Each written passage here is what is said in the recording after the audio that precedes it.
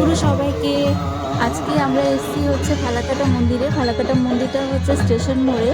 তো আজকে হচ্ছে আমাদের উৎসব ছিল মন্দিরে, তার জন্য আসা। আর আমি একটু সকাল সকাল বেরিয়েছিলাম মেয়েকে নিয়ে। এখন আমরা হচ্ছে রেডি হচ্ছে আমাদের ঠাকুরকে নিয়ে যাওয়ার যে গাড়িটা, তো সেটা এখন রেডি করা হচ্ছে। তো সব গুরু ভাইরা মায়েরা মিলে সেটাকে রেডি করছে। তারপর আমরা বেরিয়ে পড়ি প্রদর্শনের জন্য। মন্দির থেকে আমরা সবাই মিলে বেরিয়ে পড়েছিলাম প্রদর্শনের জন্য। আর এটা হচ্ছে আমাদের মন্দিরের একদম গেট, এখান থেকে আমরা বের হচ্ছি।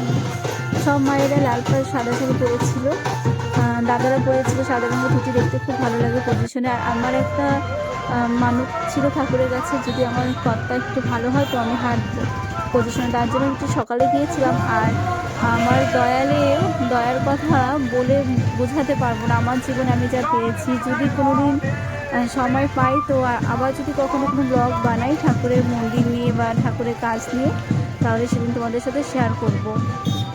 মানে একটা হচ্ছে মৃত মানুষ কীভাবে আজ অবধি বেঁচে আছে সেই গল্পটা তোমাদের সাথে শেয়ার করবো। গল্প না, তো সত্যি বাস্তব ঘটনা। তো এইটা দেখো আমাদের পজিশনের লাইন, আমি একটুখানি ভিডিও করছিলাম, দেখতে খুব ভালো লাগছিলো সবাইকে। এরপরে না আরও প্রচুর ভিড় হয়েছিল, প্রচুর মায়েরা ভক্তরা এসেছিলো, দাদারা অনেক অনেক দূর থেকে এসেছিলো।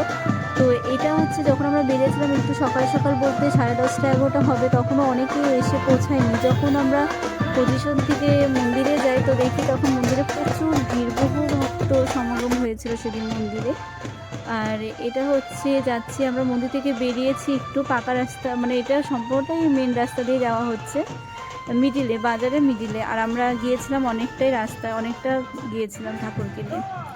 আর ওই যে হচ্ছে আমার ছোট মেয়ে, ও হাতে পতাকা নিয়েছে, সামনে দাঁড়িয়েছে, সাইডে যে দাঁড়িয়েছে উনি তো ঠাকুরের পজিশনে যাচ্ছেন। আর ম্যাডাম হচ্ছে এখন অনেকটা দিন ধরে ভেজ খাচ্ছে, জানি না কেন, তার খুব ইচ্ছা হয়েছে সে এই যে ব্রতটা আমাদের হয় দীক্ষা গ্রহণ করার পরে যে স্বস্তায়নী ব্রতটা হয় সেটা নেওয়ার ওর খুব ইচ্ছা। জানি না পরম দয়াল কি করবে। তো আমি কখনো আপত্তি করিনি, কারণ আমাদের ফ্যামিলিতে আমার কাকা শ্বশুররা সবাই ইস্কনে দীক্ষিত, তো ওনারাও নিরামিষ ভোজন করেন 12 মাস। তো মেয়ে যখন বলেছে ইচ্ছা, তো আমি বাধা দিইনি। আর এটা হচ্ছে আমাদের ঠাকুর বিগ্রহ, দেখো যারা দর্শন করছো, এটা আমাদের মন্দিরে, ফালাকাটা মন্দিরে খুব মিষ্টি, মানে খুব সুন্দর দেখতে ঠাকুরের বিগ্রহগুলো। 3জনই ঠাকুর, বড়দা, পূজনীয় দাদা, আর একজন হচ্ছে আমাদের বড় মা জগজ্জননী লক্ষ্মী দেবী। ওই দেখো, যার কাছে কখনো কেউ খালি হাতে যায় না, যার কাছে আসলে সত্য অভাবের মধ্যেও, আমার এমন কিছু ঘটনা আছে আমার জীবনে যেটা আমি শুধু জানি, আমার খুব কাছের লোকরা জানে।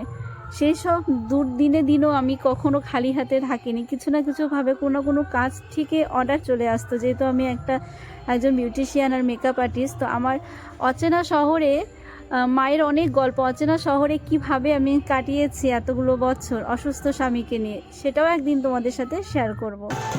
তো এইটা হচ্ছে পজিশন থেকে ফেরার পর সব গুরু ভাইরা নাচানাচি করছিল, আমি পিছন দিকে দাঁড়িয়ে শেষে একটু ব্লগ করেছি, মানে ভিডিওটা তুলেছি। সবাই খুব আনন্দ করেছিল। এখন আমাদের মায়েদের মাতৃ সম্মেলন শুরু হয়ে গেল, সব মায়েরা বসে পড়েছে, এখন মাতৃ সম্মেলন হবে।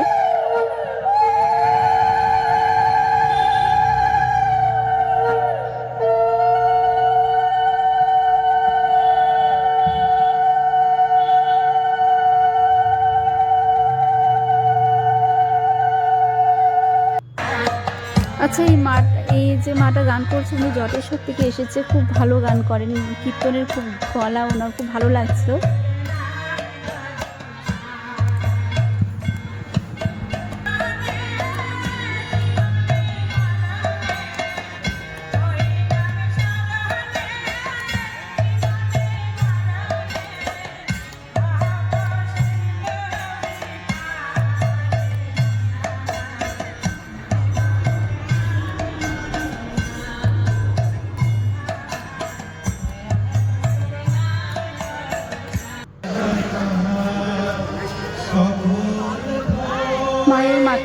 মায়েদের মাতৃস্মরণ হয়ে যাওয়ার পর আমরা তখন গিয়েছিলাম প্রসাদ গ্রহণ করতে আনন্দবাজারে।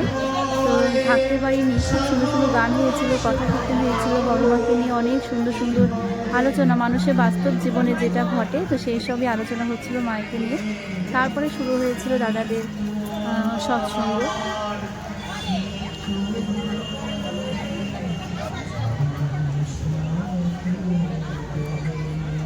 মন্দিরটা কত সুন্দর সাজিয়েছে, প্রতি বছর এভাবে সাজায়, খুব ভালো লাগে দেখতে।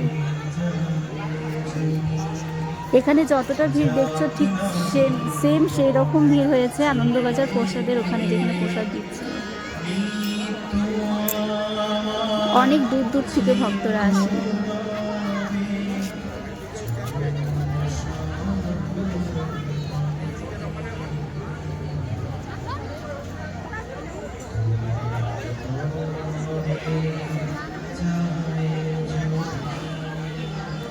আচ্ছা, একজন দাদা একটা আলোচনা করেছিল, আমি মাঝে একটু বলে নিয়ে মনে পড়েছে। ডিপি ওয়ার্কের কাজ আমরা যেটা ইন্ডিয়ায় যেটা করি না, আমরা সবাই মিলে এই বাড়ি যেরকম পাড়ায় পাড়ায় ঘুরে ডিপি ওয়ার্কের কাজ হচ্ছে। ডিপি ওয়ার্কের কাজ হচ্ছে দীক্ষা পত্রের কাজ, সেটা যাজন করা বা যারা দীক্ষিত তাদের সাথে কথা বলে এটা।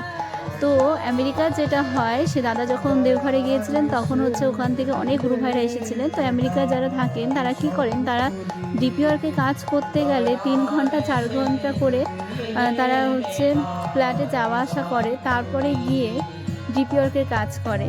মানে পরম পিতার কথা বলবো কি, অসীম তার কথা, যে পেয়েছে জীবনে, যারা ধরেছে ঠিকঠাকভাবে চলে, ঠিকঠাকভাবে কি একটু না, মানে তুমি একটু ভালো থাকো, তোমার কর্মটাকে ঠিক রাখলে আর তার নামধান করলে ঠিক ফল পাওয়া যায়, যেটা আমি পেয়েছি বলেছি আমার জীবনে। জানি না আমি কতটা কিভাবে থাকি বা আমার কর্ম কীরকম, কিন্তু তিনি যা আমাকে দিয়েছে, আমি তো মানে কি বলবো, আমি যতবার যদি আমার কখনো আবার জন্ম হয়, আমি ঠাকুরকে এটাই বলি, আমি তোমাকে জানি আবার পাই আমি। আচ্ছা, এটা হচ্ছে একজন ভাই, এই ভাইটাও একটু দূরে থেকে এসছে, ফালাকাটা না, খুব সুন্দর কীর্তন করছে। আর এই কীর্তনটা না আমরা যেদিন হয়েছিল, আমরা সেদিন দেওঘরে ছিলাম, আমার কর্তাকে নিয়ে গিয়েছিলাম দেওঘরে। তো দেওঘরে এই কীর্তনটা হয়েছিল যেদিন আমরা গিয়েছিলাম, খুব সুন্দর, খুব দারুণ।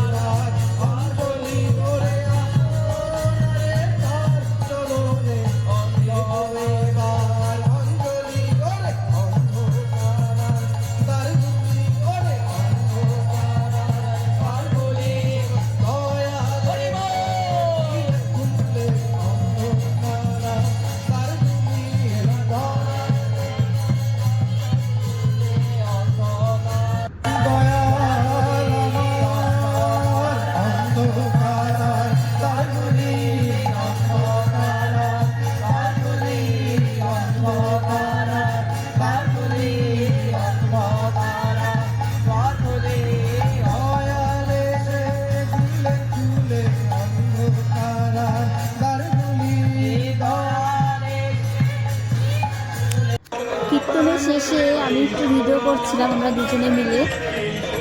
তো ভিডিওর পরে শুরু হলো প্রার্থনা। চলো প্রার্থনা শেষে আমাদের আজকে ব্লগ এখানে সমাপ্ত। জয়গুরু, সবাই ভালো থাকবে।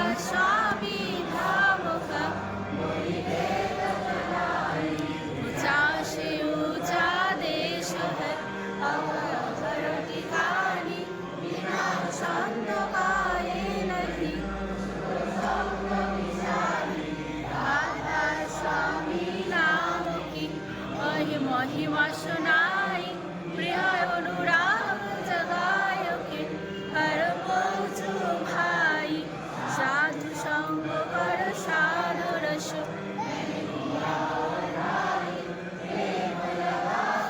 चरणों में मन संतन आई कर पायु थे में कलु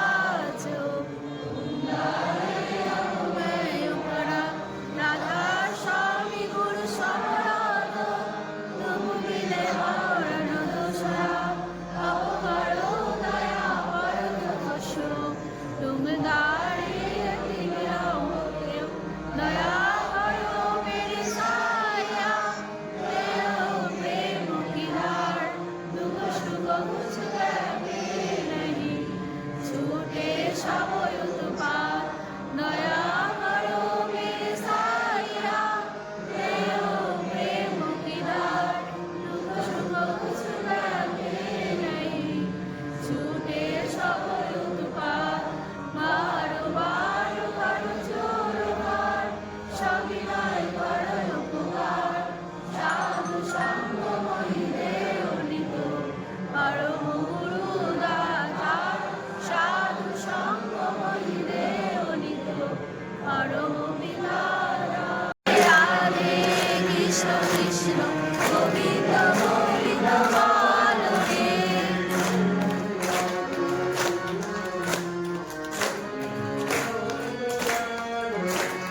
জয় রাধে রাধে কৃষ্ণ কৃষ্ণ গোবিন্দ গোবিন্দ বলো রে।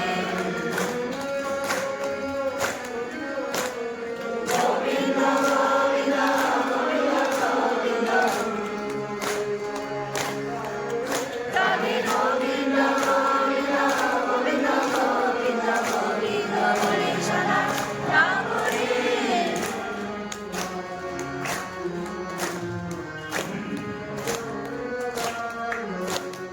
জয় রাধে রাধে কৃষ্ণ কৃষ্ণ গোবিন্দ গোবিন্দ বলো রে।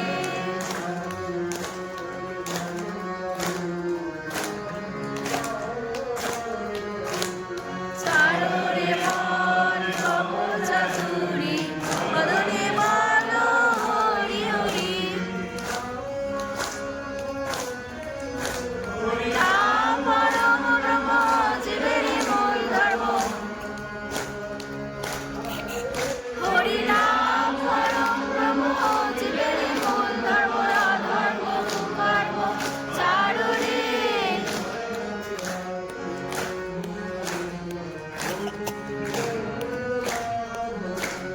জয় রাধে রাধে কৃষ্ণ কৃষ্ণ গোবিন্দ গোবিন্দ বলো রে।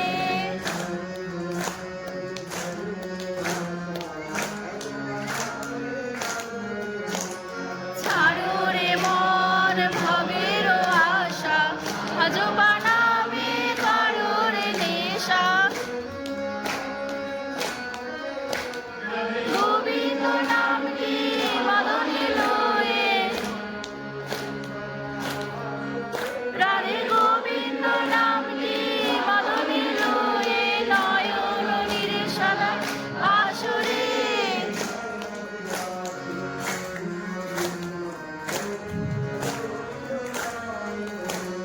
জয় রাধে রাধে কৃষ্ণ কৃষ্ণ